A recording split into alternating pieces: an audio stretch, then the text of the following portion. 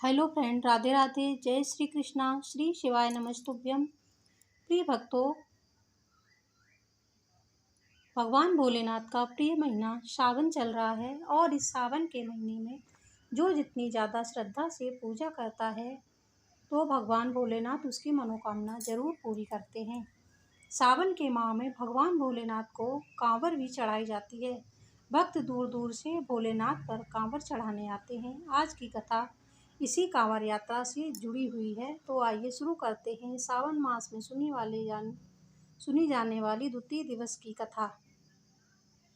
तो कथा इस प्रकार है। पौराणिक कथा के अनुसार एक बार राजा सहस्त्रबाहु ऋषि जमदग्नि के यहाँ पधारे और ऋषि जमदग्नि ने उनका बहुत अच्छी तरह से स्वागत किया, आदर सम्मान किया। उनकी सेवा में किसी भी तरह की कमी नहीं होने दी।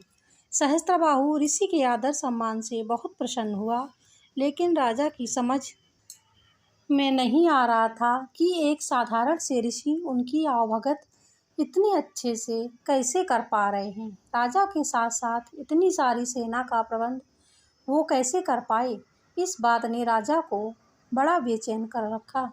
आखिरकार राजा ने सैनिकों से इस बात का पता लगाने को कहा। तब राजा को कुछ देर में अपने सैनिकों से पता चला कि ऋषि जमदग्नि के पास कामधेनु नाम की एक दिव्य गाय है, जिससे कुछ भी मांगो सब मिल जाता है। जब राजा को यह बात पता चली कि इसी कामधेनु गाय के कारण राजा जमदग्नि इतने सारे संसाधन जुटा पाने में सफल हुए, तो उस राजा के मन में एक लालच पैदा हो गया। वो लालच था उस कामधेनु गाय को पाने का। राजा ने मन में सोचा, ऋषि तो सादा जीवन बिताते हैं, इस कामधेनु गाय का उनके पास क्या काम, इस गाय को तो मेरे पास होना चाहिए।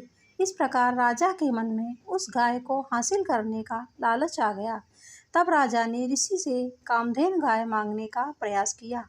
राजा ने ऋषि से निवेदन किया कि वे कामधेनु गाय राजा को दे दें। ऋषि ने राजा को गाय देने से बिल्कुल मना कर दिया। ऋषि जमदग्नि के इनकार पर राजा को बहुत ज़्यादा गुस्सा आया और राजा ने कामधेनु गाय को पाने के लिए ऋषि जमदग्नि की उसी समय हत्या कर दी। इस प्रकार राजा कामधेनु गाय को लेकर महल में आ गया। भगवान परशुराम को ऋषि जमदग्नि के पुत्र थे। जब परशुराम को अपने पिता की हत्या का पता चला कि राजा ने उनके पिता की हत्या कर दी है और कामधेनु गाय अपने साथ ले गया है, तो उनका क्रोध सातवें आसमान पर जा पहुंचा।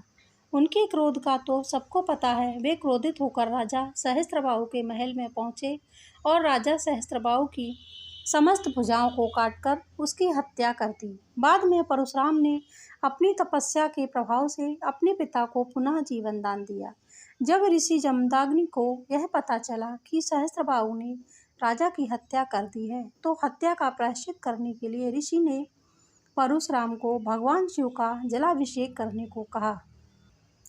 तब परशुराम भगवान अपने पिता की आज्ञा से मीलों दूर चलकर गंगा जल लाए थे और अपने आश्रम के पास ही शिवलिंग की स्थापना कर शिवजी का जलाभिषेक किया और गंगा जल चढ़ाकर उनकी स्तुति की। इस प्रकार माना जाता है कि भगवान परशुराम ने ही सबसे पहले शिवजी का अभिषेक किया था। तब से कांवड़ लाकर जल चढ़ाने की परंपरा अब तक चली आ रही है।